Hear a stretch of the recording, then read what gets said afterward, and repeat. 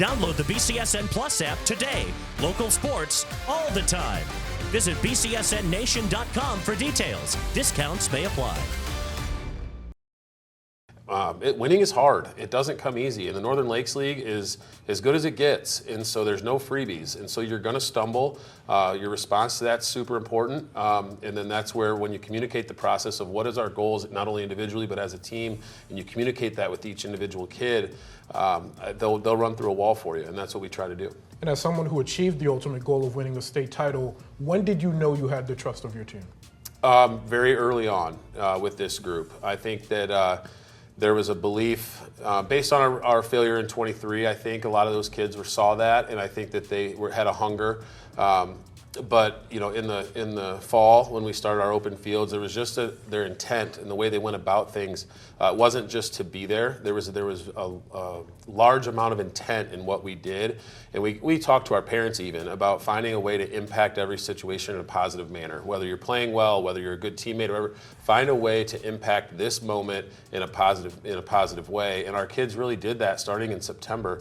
And I'm really proud of them, and I think that that's ultimately what led to us winning. They were close, the buy-in was huge, but they did things with intent and in a belief that was unmatched. And so, yeah, I'm really proud of them.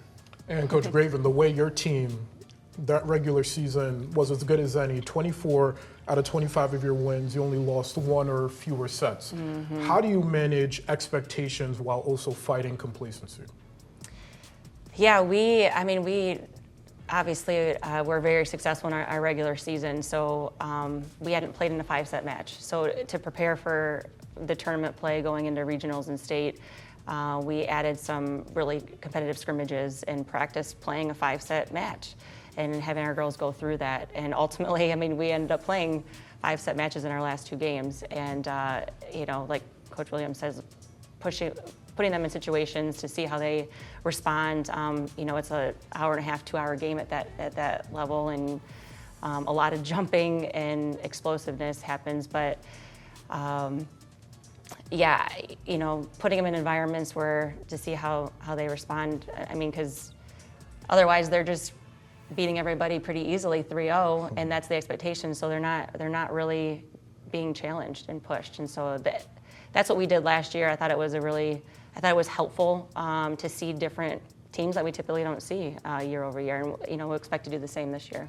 And that's one thing I wanted to touch on. This past school year was kind of the first introduction of the new division systems. All of your playoff paths looked much different than in years past.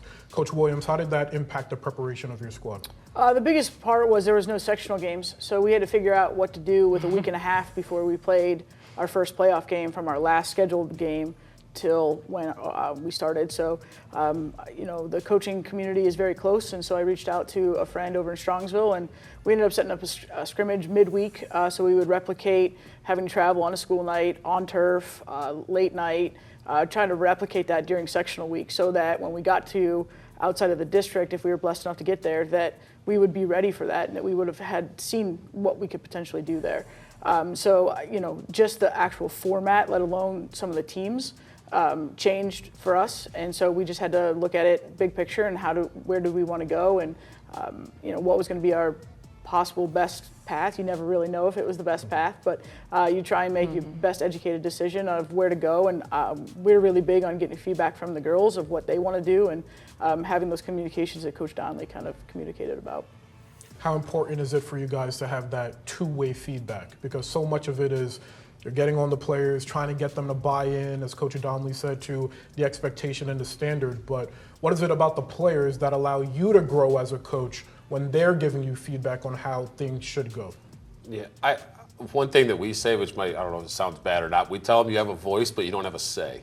There's a big difference between the two. My mom has told me that a few times. So we do listen to their voice, but at the end of the day, as coaches, we make the decision based on what's best for the program moving forward, not one individual kid or whatever. We look at the whole thing and then try to make it the best decision we can, and I'm sure sometimes we'll screw it up, other times we'll get it right. But yeah, we listen to our kids, we talk to them, but just because they have a voice doesn't mean they have a say.